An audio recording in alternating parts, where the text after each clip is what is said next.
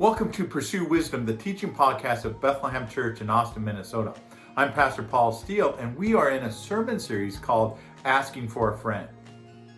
We all have questions when it comes to God, the Bible, what it means to follow Jesus.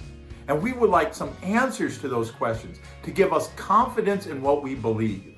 And so my prayer is that in this sermon series, you will be encouraged, that you will be given some reasons on why you can know that following Jesus is the absolute best way to live.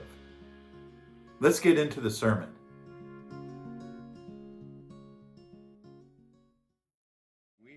This is sermon number 14 in this series, Asking for a Friend. As we look at the question, is it wrong for Christians to be anxious and depressed? And this question, I thought, came out of two things when I was putting this sermon series together, and especially the questions that we would do in addition to the 10 that I did with the other four guys.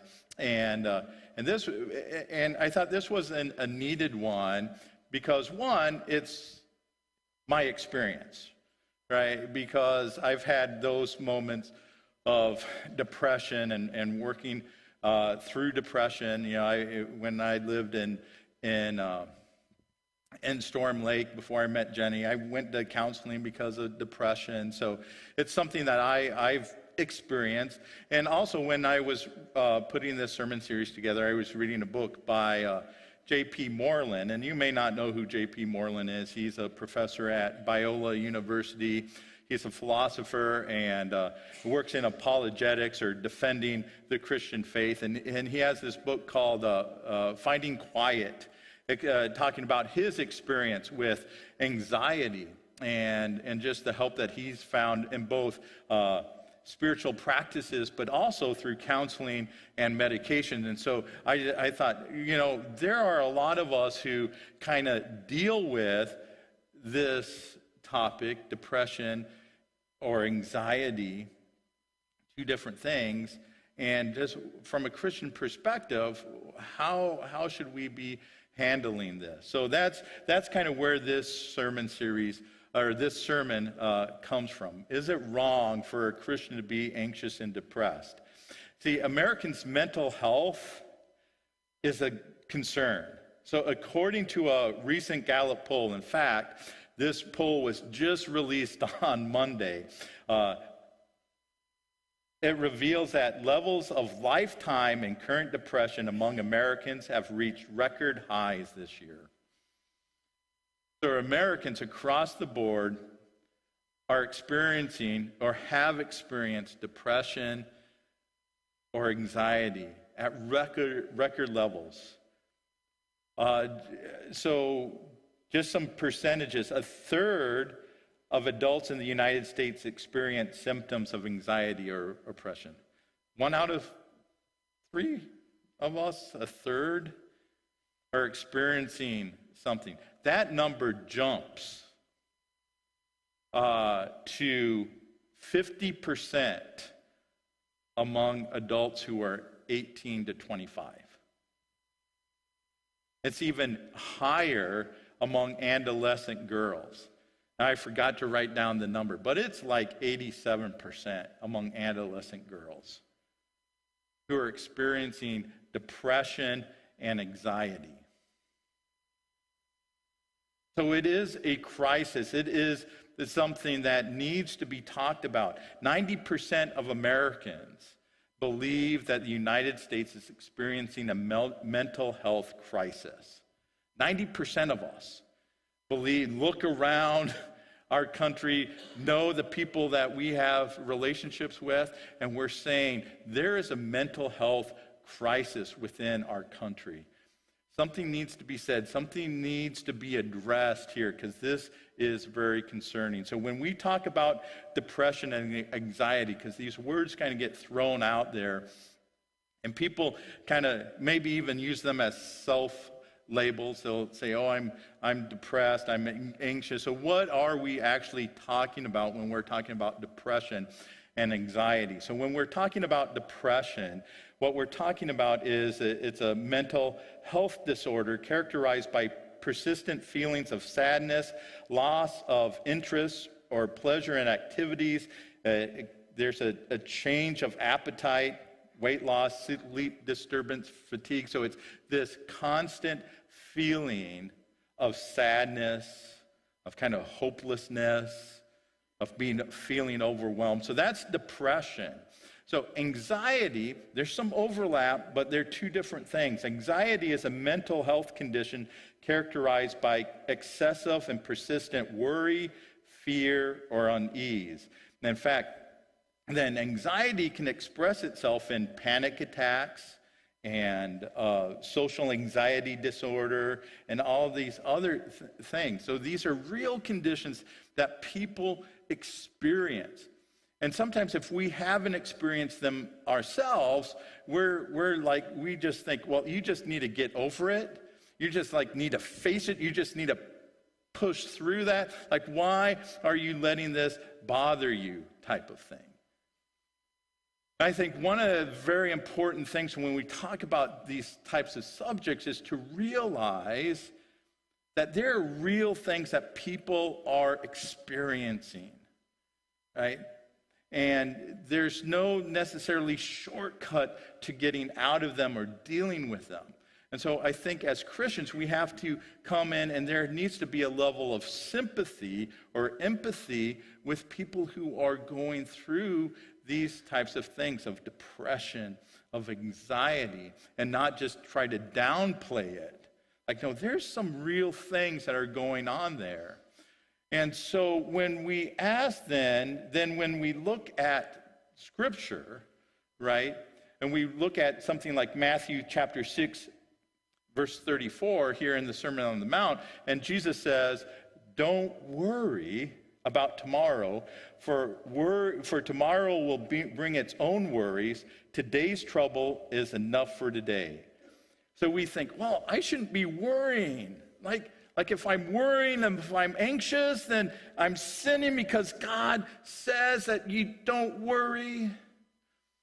And then we look at Philippians 4:4, which says, always be full of joy in the Lord. I say it again, rejoice. And when you're feeling depressed and you have this sadness, it's kind of hard to feel joyful.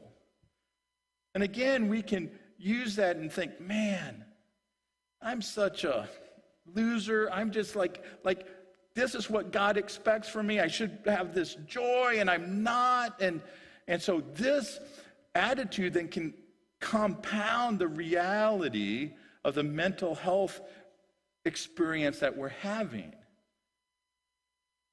And some Christians will even flat out tell you that it's a sin to be anxious because you're not trusting in God. It's a sin to be depressed because you're not expressing that joy in the Lord. I went to college with a girl who said that very thing. Like, it is wrong for us not to be happy. But that's just part of the human condition, right? We have these emotions, and sometimes they're up here and sometimes they're down here.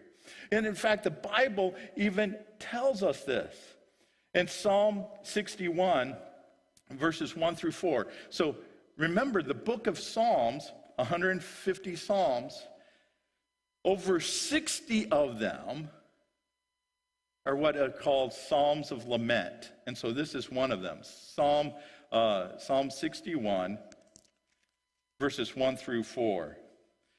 Here's David writing this. "O God, listen to my cry. Hear my prayer. From the ends of the earth, I cried to help you. When my heart is overwhelmed, lead me to the towering rock of safety. For you are my refuge, a fortress where my enemies cannot reach me.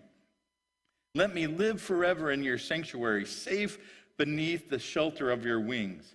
From the ends of the earth, I cry for help.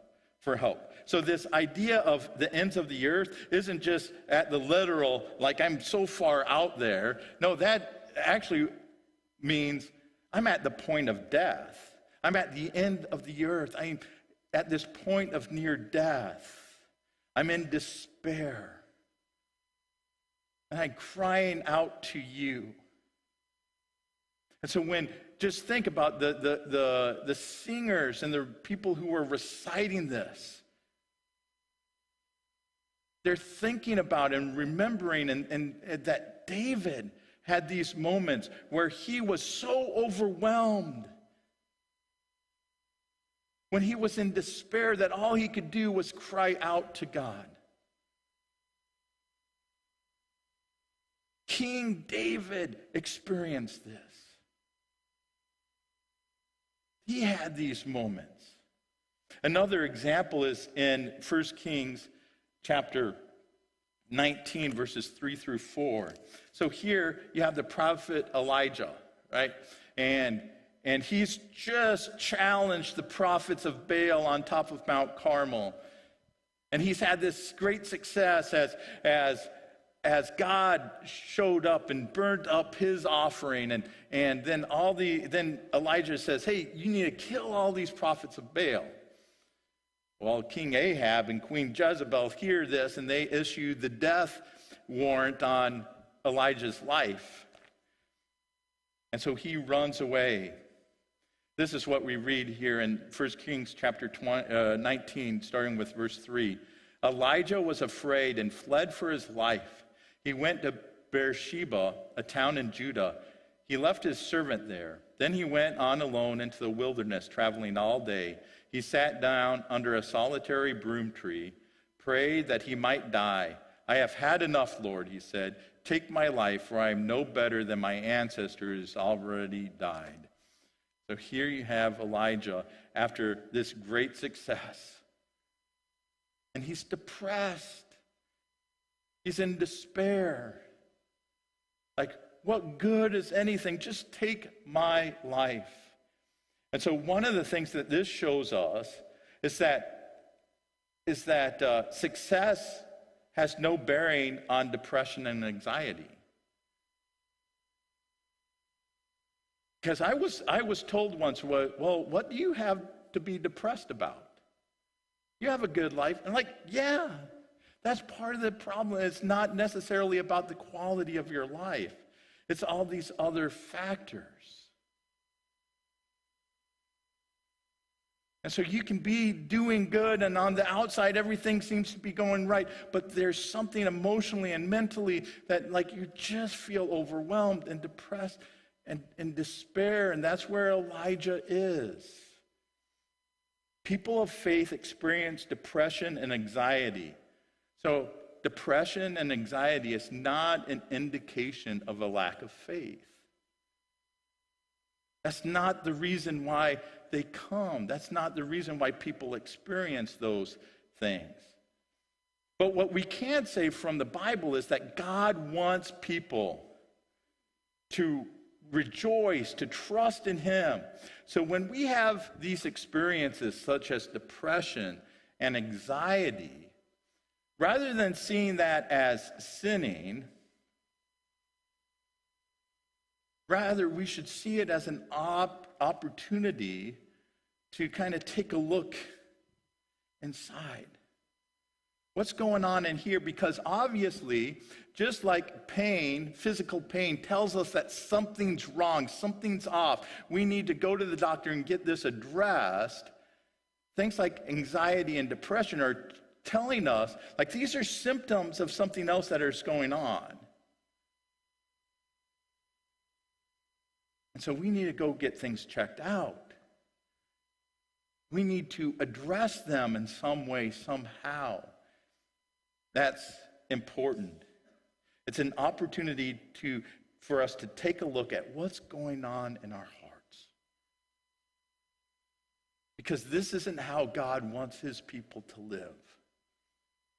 So just remember here, I'm not an expert in this at all. And so a lot of this is kind of a combination of what I see what the Bible is saying and partly in my own experience. So that's what we're talking about. I'm not claiming to be an expert here, just wanting us to see this from a new and maybe different perspective. So first of all, here, when we are ministering to those who are experiencing depression or anxiety, first of all, we have to be present. We don't have to say anything. We just need to be present, right?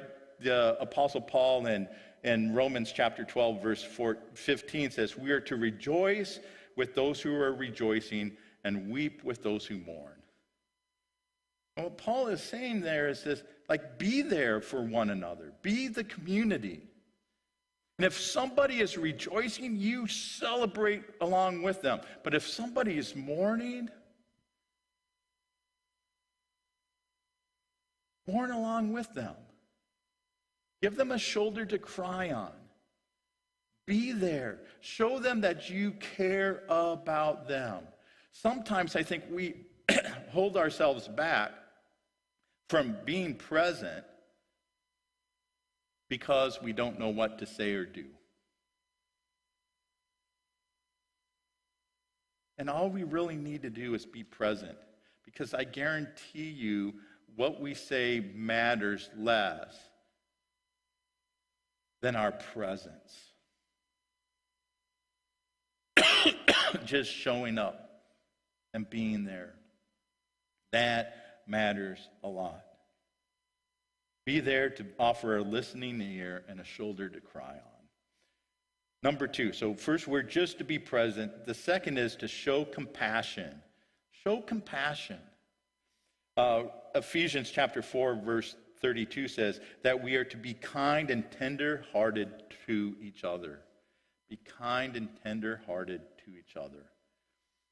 And sometimes I think that we as people, when we see somebody not reacting or responding to a certain situation the way that we do, we think they're wrong.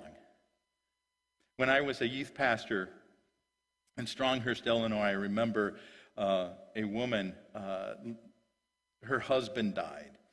And it was a couple months later, and in our little prayer group that we had on Sunday before church, one of the other ladies said to the pastor and I, like, why can't she just get over it? Like, why is she still grieving the death of her husband? Like, no, that's not our job. Our job is not to judge people on on our standards, on our expectation. Be kind and tender-hearted towards one another. Show compassion. Be compassionate. So show up, be present, be compassionate. Understand, like, there's something going on here. And we can't necessarily fix it.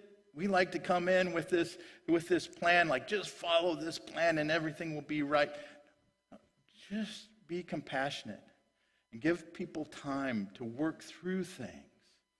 So be present, show compassion, and the third is to offer hope. Offer people hope. So in Matthew chapter 5, verse 4, part of the Beatitudes, Jesus says, "Blessed are those who mourn, for they will be comforted." Like, remind people, like, there is hope in Jesus. There is hope in Jesus. You don't have, like, keep going, keep following Jesus. He's going to comfort you. It may not be on your timeline. It may not happen when you want it, but he's going to comfort you. Stay with it. Offer them hope. Remind them of the hope that we have in Jesus. Right? That one day Jesus is going to come back and make everything right. Remind them of hope. Because so often we can stay with people who are experiencing depression and anxiety. There's a loss of hope there. There's a loss of not focusing on what is and focusing on the present. So offering them hope and reminding them of what Jesus has done and the hope that we have in him. And that this moment will not last forever. So be present, show compassion, offer hope. So when we are ministering, when we're helping those who are experiencing things like depression and anxiety, that's how we show up. That's what we do. Now, what do we do when we are depressed or anxious? What do we do when we are depressed or anxious? Well, remember that we as humans, we're made up of the physical, we're made up of the spiritual, we're made up of emotions, and so we have to deal with all those types of things. So when we are going through depression and anxiety and those types of things, first of all, we have to, I think, address the physical, because that is probably what is the most within our capacity to deal with. It's what we have the most control over, dealing with what is physical. So Paul in 1 Timothy chapter 4, verse 8 says that physical training is of some benefit. So as followers of Jesus, it's not just all about our spiritual life. Paul is saying, yeah, our physical lives matter too. And so we need to address what is physical. And so when going back to the example of Elijah, who's out there, who's running away, who's in despair, you know what God does for him? He sends some ravens with food and tells him to take a nap. Basically, he's telling Elijah, you need to get some food in your belly and you need to take some rest. Like, that's the first step in this. Like, take care of your physical body. And so when we're looking at that, we have to realize that movement is crucial, right? God created human beings to move. And I think one of the huge factors that comes into play when we're talking about the rising of depression and anxiety within our culture is that we live in a more sedentary world. It's easy for us just to sit and to watch and to be passive.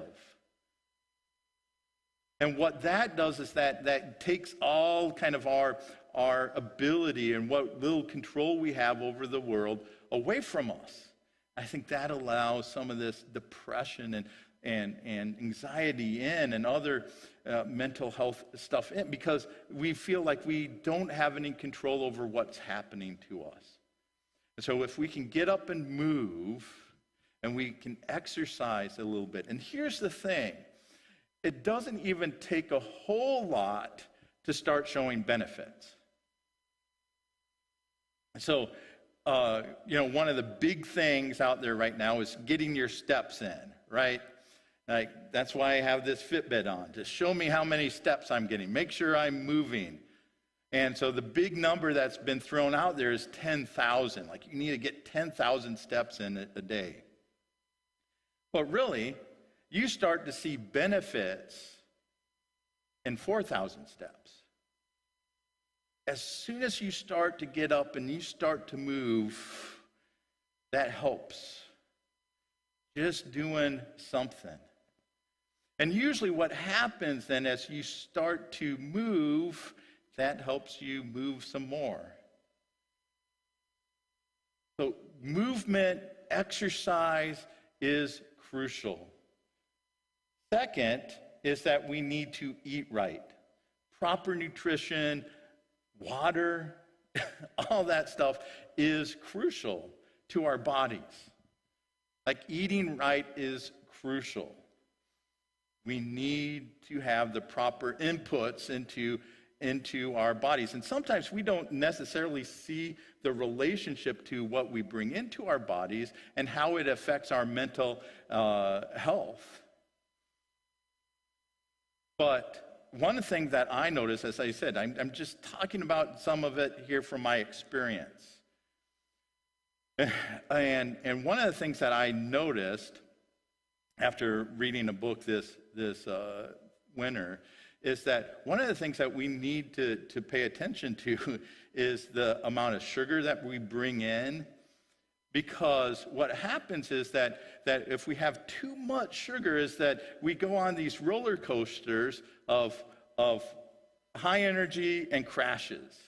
High energy and crashes. And so in our highly caffeinated, sugary world, that's what's happening. And so some of it is just this food that we're eating that gives us this momentary high, and then we crash. And one of the ways that I really saw this is when it comes to sleep. Because I had been sleeping terribly.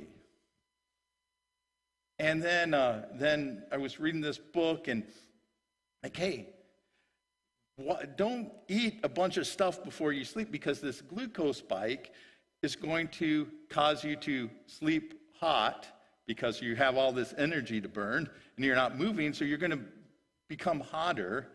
You're not going to get into a deeper sleep. And so with my Fitbit, I could see my sleep score rise when I do that. When I realize, like, I can't eat right now. Because if I do, I'm not going to get the rest that I need. And so paying attention to the food that we eat is crucial as well, which goes into this next one of getting enough or the proper amount of sleep, because this is going to show up differently in different people. For me, when I'm depressed, I can't sleep. I stay awake. But for other people, when they're depressed, what do? They sleep. And so finding that balance of the proper amount of sleep is crucial. Sleep is crucial to how God made us. So pay attention to your sleep. Hygiene, taking care of yourself. Getting up, taking a shower, shaving, getting clean clothes on, that's all crucial. Another way that this plays a part, especially within depression, is clutter. The amount of clutter that is around you causes you to feel overwhelmed and depressed. And so getting rid of some clutter, getting rid and having a clean space, that's helpful too. And so can you see here maybe another way that as people we can come in and minister to those who are experiencing depression? Because when you're feeling depressed, the last thing you want to do, because this just adds to your overwhelmedness, it's like, because now you have all these decisions to make with, well, what do I toss? What do I keep? What do I do this? And like, you just feel overwhelmed, and so you end up not doing anything, which adds on to your depression. And so we need to be able to gently come in and like, hey, what can I help you with? Or can I help you do this? That's also crucial into the physical part of handling our depression. So first is addressing the physical side of things. The second is our emotional stuff. We need to deal with our emotions, right? Proverbs chapter 4, verse 23 says that we are to guard our hearts because our lives flow from our hearts. Guard your heart. And in Philippians chapter 4, verse 8, it tells us that we are to think about proper things, honorable things, right things, lovely things, pure things. Because what we think about affects our heart. What we think about affects our heart. And so this might require going to counseling. Like I know the first time my dad told me, I think you should go see a counselor. Like, I reacted to that like, I don't need to see a counselor because I'm not broken. right? Because to see one, you're admitting like there's something wrong with me. And there's nothing wrong. So we have to get over that stigma of, man, I can't go see a counselor. Like, what would people think? Like, I have to look like I have this all thing together. And so dealing with our mental health and our emotional health might require going to see somebody who understands kind of what we're going through, who can point us in the right direction, who will listen to us. It means being around the right people. Like, we need people in our lives that don't cause drama, that are encouraging, that's supporting, that has our same sort of values and faith. That's all crucial. And I'm talking about not only in the real world, but also online with social media. Like, I know for a fact, in fact, I took Twitter off my phone because Twitter is terrible for me because it's filled with toxic people who talk about things that I don't need to be thinking about, right? And so whether it's on Facebook or whatever, we need to make sure that our friend group, the people who are influencing us, are not filling our hearts and our thoughts with a bunch of stuff that is just going to take us down.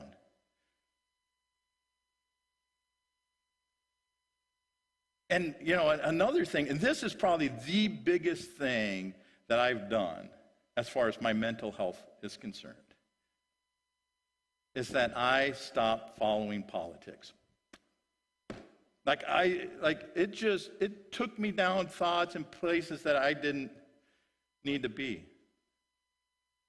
And when we're talking about feeling overwhelmed and not being able to, some people can handle it, and some, you have to understand who you are. But for some of us, we're like, I just feel overwhelmed. And that just adds to this too. So we need to be careful about what we're thinking about, what we're putting our minds in. Another thing is that we need, when it comes to our emotions, we need to make sure we're getting some sunlight. Like, sunlight's so vital. Again, so much of our society lives inside under fluorescent lights, and we're not getting one of God's greatest gifts of sunlight. And we're missing out on that vitamin D and all the other benefits of being out in the sun. Like, we need some sunlight in our life. It just gives us a sense of hope to be out there. I could go on, but and the last thing I'll mention is music. Music has the power to change our emotions. That's why there's a soundtrack behind every TV show, every movie. Like, they know how to use music to change our moods. And so that's one of the other powerful things. This spring, I remember telling my brother, I'm like, I cannot listen to another podcast. I'm like, my mind is so full. And so I told Jenny, we need to get a full subscription to Spotify, because I've just been using the free one, and I'm like getting the same 5 songs all the time. And that's made a huge difference. That's made a huge difference in my outlook of listening to music, proper music, good music. And so those are some of the things that help our mental and emotional outlook. Then, so physical, mental, spiritual. So in 1 Peter chapter 5, verse 7, it says, "Give God our worries and cares and concerns, because he cares about us." God cares about us, so we need to give to him what is on our heart. What is on our heart. So first thing we can do is we can pray. I know all this spiritual stuff might come off as Sunday school, but we pray. We give it to God. And 2 things that have helped me in my prayer life is, one, I've mentioned this one before, the 1 Minute Pause app from Wild at Heart Ministries. And that's been a crucial thing. It keeps track of how many days streak you have. My longest is 107 days in a row. Like it's been a huge blessing in my life. And it's kind of a guided prayer, meditation of bringing your focus back to God. The other one is if you have the YouVersion app on your phone and you use that as your kind of phone Bible and Bible reading plan, is that they have this thing called a guided prayer. And that's a useful tool too if you're just wondering, well, how do I pray? What do I pray about? How do I do this? So there's a couple of apps there for your benefit. So let's harness technology for good, right? Bible reading is crucial because it directs our thoughts and our attention. So read the Bible, think about it, pray about it. Worship is crucial in focusing our attention back on God.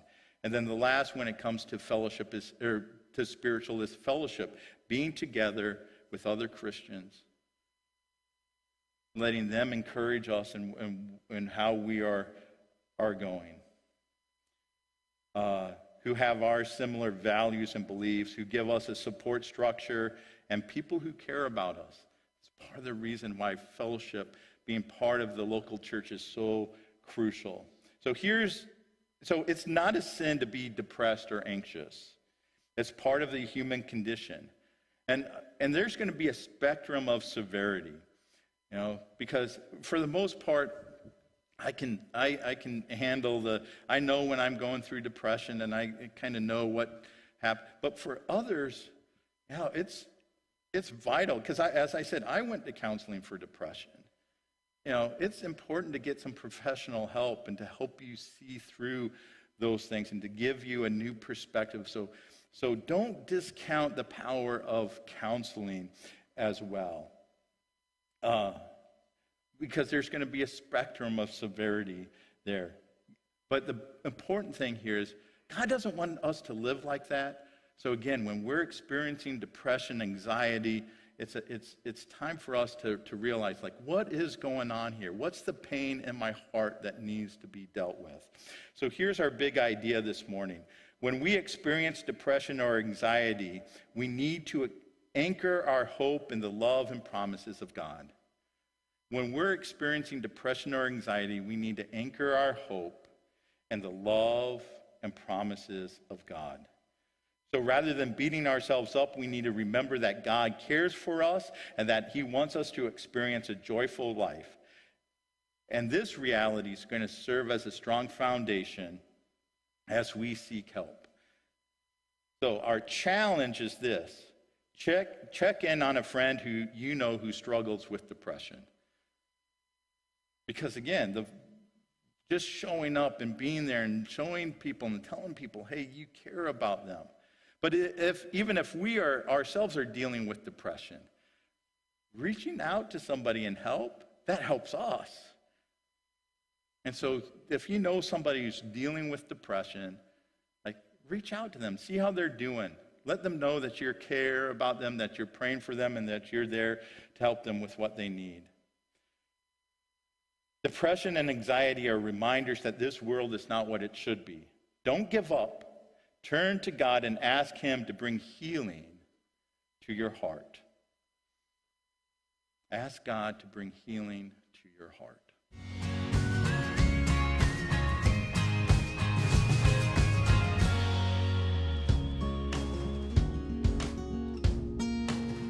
We don't have to worry about the questions that we may have. God's not afraid of them. There are good answers to the questions that we have. And I am confident that as we seek these answers, God is going to use the whole process to strengthen our faith and make us into the people that He created us to be. Keep on asking those questions and keep on looking to God.